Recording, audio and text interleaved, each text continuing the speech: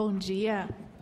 Em nome do meu reitor, do reitor da Universidade Federal do Tocantins, professor Márcio Antônio da Silveira, nós agradecemos imensamente o convite, porque é um debate extremamente importante que nos interessa diretamente, como defensores aí do Estado do Tocantins, pelo menos, E, como já dito aqui anteriormente, tanto o Rio Tocantins como o Rio Araguaia compõem o que é denominado a Bacia Tocantins-Araguaia, que é a bacia hidrográfica mais importante do país. Não só mais importante porque é a maior, mas porque provê a maior quantidade de água. E o que o senador acaba de colocar é verdadeiro e muito importante, porque assim, o Tocantins tem os dois maiores rios do país, a maior bacia hidrográfica, é a maior bacia hidrográfica nacional, e nós temos escassez de água dentro do estado do Tocantins. Então, isso está relacionado à gestão, me parece, não é? E, com isso, eu gostaria de dizer, gente, que a posição que eu trago aqui é favorável a proposta de criação do Rio Parque, considerando que essa proposição de criação do Rio Parque não exclui os usos múltiplos, que me parece que é uma preocupação bastante importante, e que ela é concernente à Política Nacional dos Recursos Hídricos, que preconiza, então, a utilização múltipla dos recursos, Mas eu gostaria que fosse entendido também que, quando se fala em usos múltiplos, não necessariamente há de se contemplar a produção de energia, ou o derrocamento das bordas do rio para a construção de, para que ele se torne navegável. Então, usos múltiplos são vários usos, e não necessariamente a inclusão de usos específicos, que me parece que está sendo a preocupação aqui.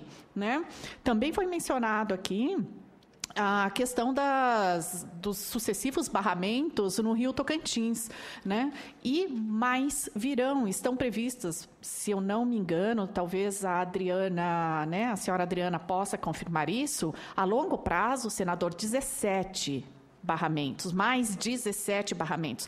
Isso inviabilizaria, quer dizer, descaracteriza completamente o rio. Ele vai passar a ser um grande reservatório, E, não sei se é sabido de todos, mas de tempos em tempos, e infelizmente em tempos curtos, nós temos observado mortandades de muitos peixes no Rio Tocantins. São toneladas e toneladas de peixes que morrem. E as causas não estão muito bem elucidadas, mas nós pensamos que elas estão vinculadas um pouco aos barramentos realizados.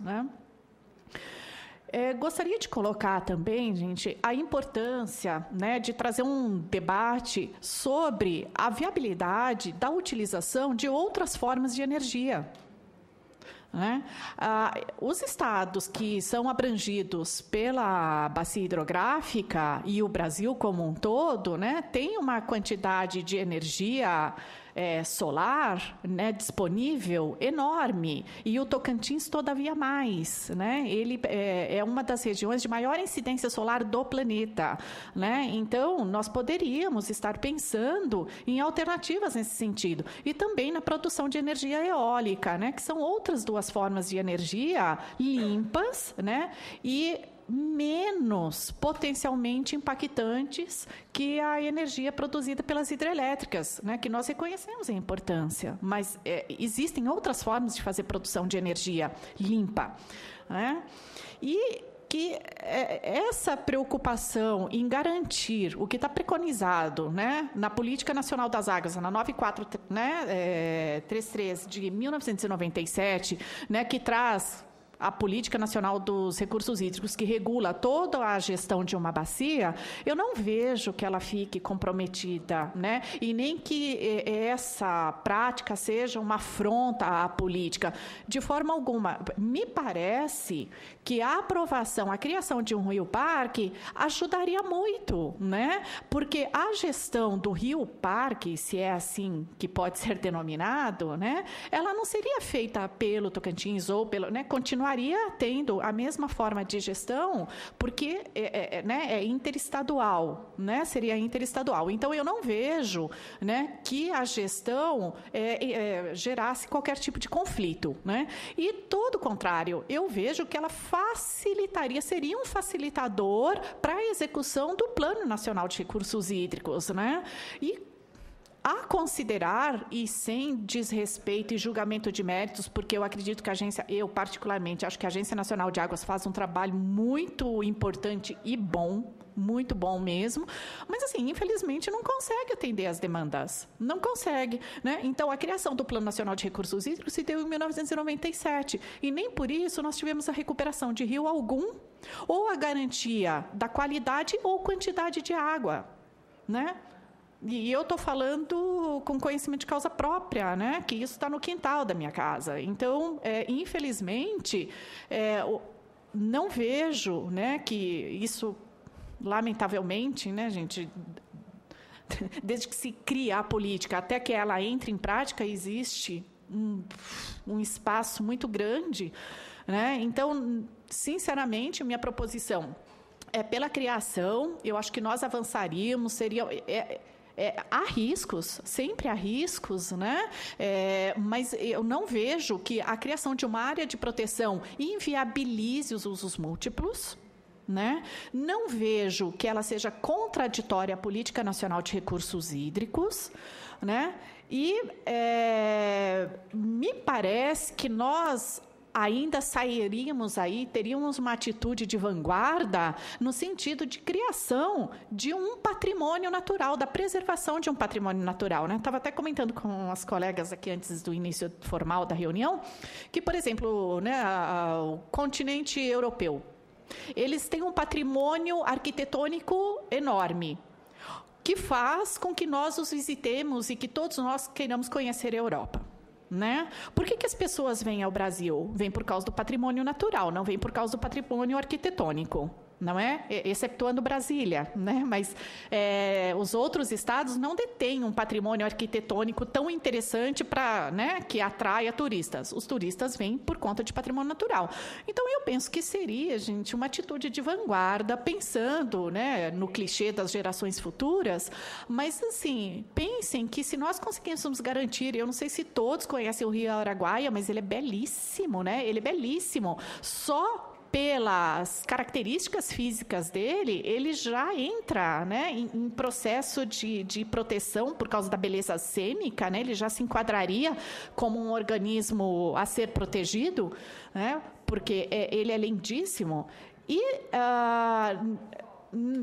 assim, contemplando um pouquinho a fala da senhora Heloísa Aguiar, sobre o patrimônio humano, né, e socioambiental, que me parece, gente, extremamente relevante, porque a gente sempre está pensando na humanidade, mas aquela que consome, né? Mas a gente esquece um pouco que precisa da energia, da produção de energia, e é lógico, eu também, né? Eu faço parte desse grupo, mas eu acho que a gente não pode fechar os olhos para as comunidades ribeirinhas, né? No caso do Araguaia, no estado do Tocantins, né, como a senhora Adriana comentou,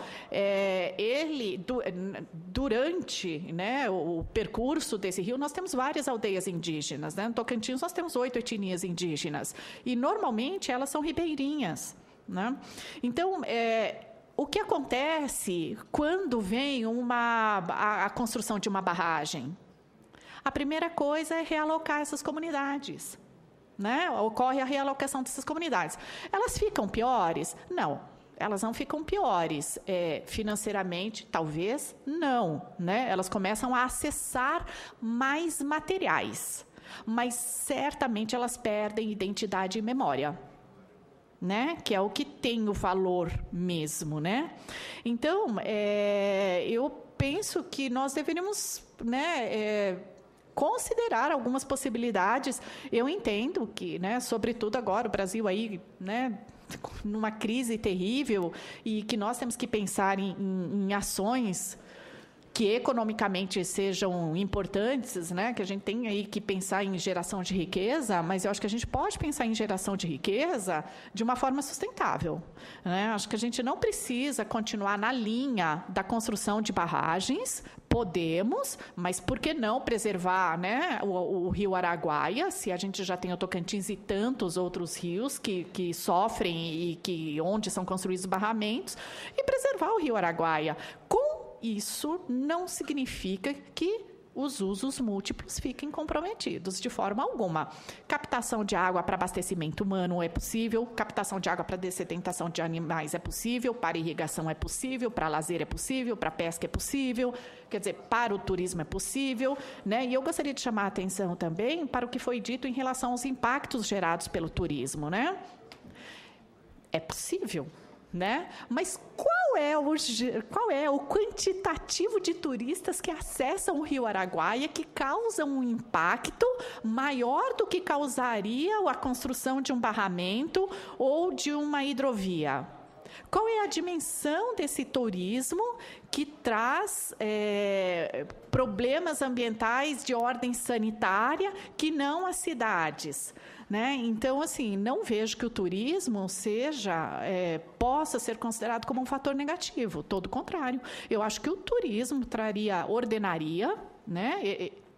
Sendo considerado um rio-parque, então ele vai ser submetido a todas as normativas do que já regem, né, os parques. E não vejo de que forma o turismo poderia comprometer a qualidade da água, de forma alguma, né? Porque ele vai estar regido, ele vai ser uma área de proteção ambiental, né? Então, ele vai estar regido pelas normas das áreas de proteção ambiental. Não seria possível, né, a contaminação. Então, eu sinceramente não vejo por que não, né, olharmos com um pouco mais de crédito para a proposta. Muito obrigada.